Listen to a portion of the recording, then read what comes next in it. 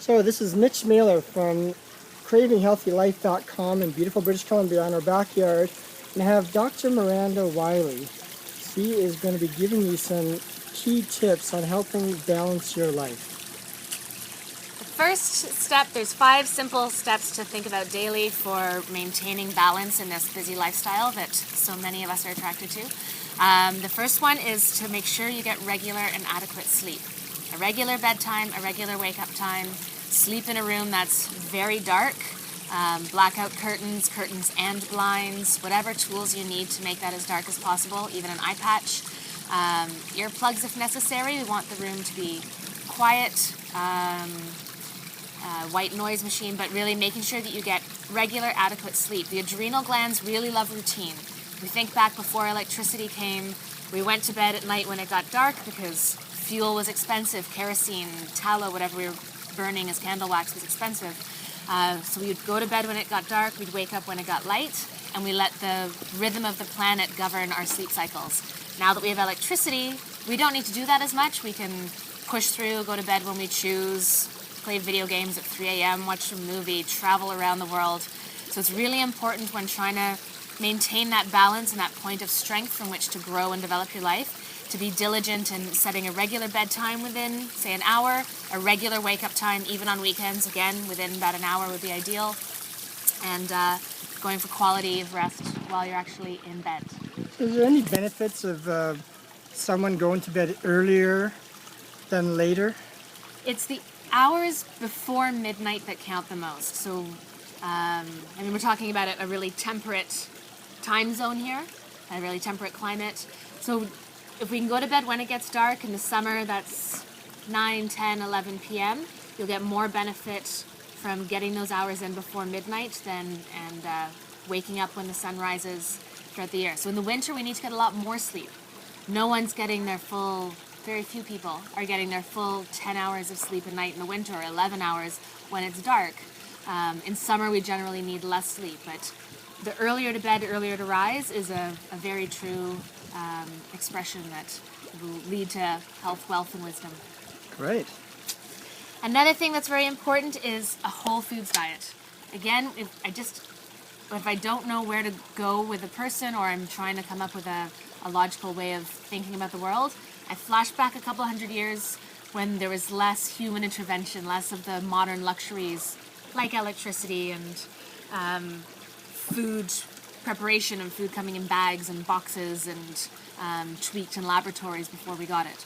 Wholesome whole food that's locally grown, organically grown, in season, fresh and available is going to provide a lot more nutrients to the system, and again works with our circadian rhythm, works with our seasonal rhythms in providing the nutrients that the body needs. If we look from a traditional Chinese medical perspective, in summertime it's very yang, there's lots of heat, it's expansion, activity, we're moving, it's the season of the heart and the blood vessels. So we need more cooling, quenching foods in our diet to balance out that yang. We need more yin foods, so crisp cucumbers and dark green leafy vegetables fresh out the garden, lots of cooling, potassium-rich foods to help balance out our systems. Likewise, in the winter, it's the most yin time of year, so we want to have more yang foods, more soups and stews and spices and warming things that are going to help nourish and balance and offset that season that's associated with kidney and water retention and contraction.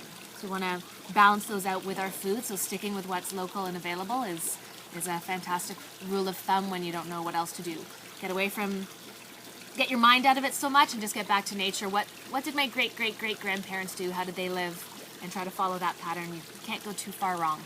Here's some examples. We have an apple tree in the back there, so at the end of August there we'll be picking tons of apples from there, and we have a greenhouse around the side, and so fresh foods without a barcode is your best choice. Absolutely.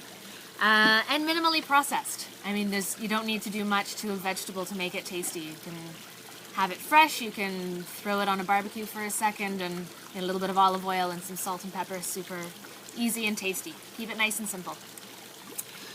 Another very important part, and I know almost all of us know this in our heart of hearts, and yet some people are reluctant, is the exercise, is that activity So often with patients, I won't use the word exercise. That's too scary. We just talk about activity and movement, just using your body throughout the day.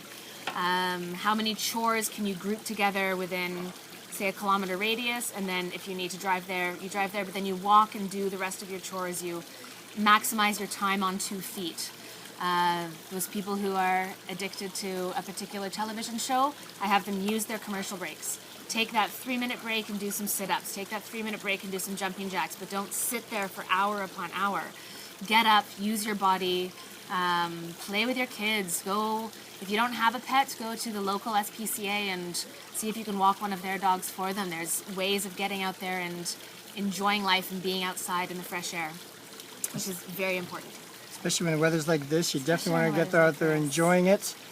Yeah. And like you say, you don't have to run a marathon. You can do it if you want, Yeah. but basically just be active. But a walk around the block, weed a vegetable patch, go to the park, throw a frisbee around, golf, whatever makes you happy, whatever is fun. The whole point is really having fun, which ties into my next point, which is we play. Making room in your life for play, and that can incorporate a number of things. It can be active. It can involve spending time with someone who makes you laugh and nourishes your soul the way that the food is going to nourish your body. So making time, not getting bogged down in the details. There's always going to be stress. It's how we deal with that stress, how we manage it, that's going to be the most important. So take time to play, to laugh, to experience life, to be grateful and express gratitude. And if you start getting really bogged down in all of those stresses and tensions involved with life, take a step back and think of something to be grateful for. Think of your blessings. Count, 3 things that have nourished your soul in some way, and lighten up. Play, enjoy life, and laugh, have a good time. If you haven't found something to be grateful for in Canada, you have to dig deeper, because we got so much to be thankful for here.